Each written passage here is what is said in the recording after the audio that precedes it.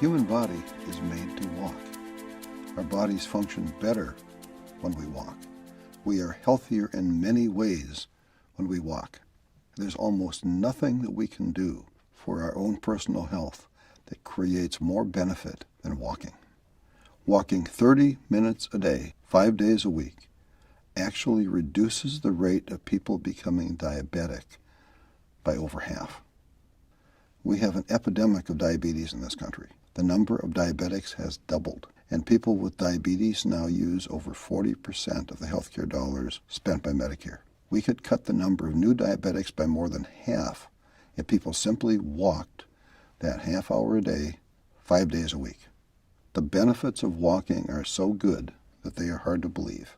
We are far less likely to have strokes, heart disease, and hypertension when we walk. Women who walk have a 43% reduction in the risk of stroke. Walking reduces hypertension. The body has over 100,000 miles of blood vessels. Those blood vessels are more supple and healthier when we walk. Walking is clearly what our body is designed to do. We resist disease more effectively when we walk. Walking cuts the risk of chronic conditions, and walking also improves our body's ability to resist cancer and recover from cancer. Women who walk have a 20% lower likelihood of getting breast cancer and a 31% lower risk of getting colon cancer. Men who walk are 2/3 less likely to have a positive biopsy for prostate cancer and a 60% lower risk of colon cancer. Men who do have prostate cancer who walk have a 46% lower mortality rate than men with prostate cancer who don't walk. Women with breast cancer who walk have a 50% reduction in the recurrence rate. Walking in adolescence cuts the risk of breast cancer in postmenopausal women by more than 60%. Our body needs to walk. We have better internal chemistry when we walk. We are significantly less likely to catch a cold when we walk. And people who walk that 30 minutes a day, 5 days a week, have a 46% shorter symptom time for their colds. Walking has shown to reduce the cell deterioration in the brain for people who are genetically at high risk of Alzheimer's. Walking actually increases brain health and the size of the brain for walkers over the age of 60. Walking can have a major positive impact on depression.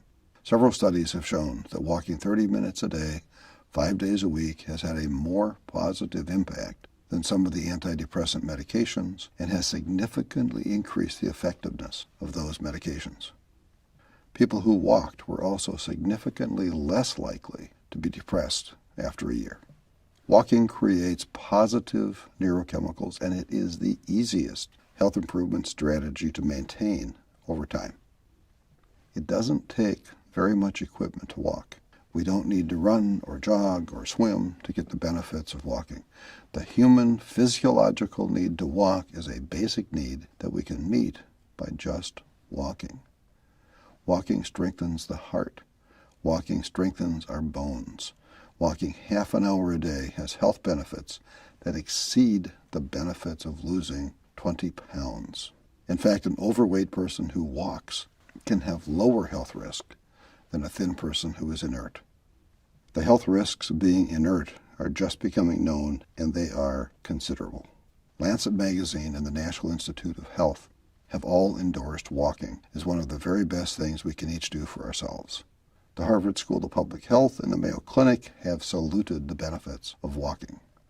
The medical evidence for walking is huge, and it is growing.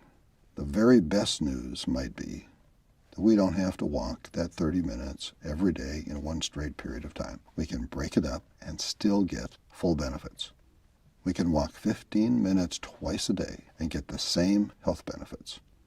2 20-minute walks would be optimal for some people. So planning our day around finding those 2 15-minute walk times is a lot easier than having to find time to walk the full 30 minutes in one uninterrupted time slot.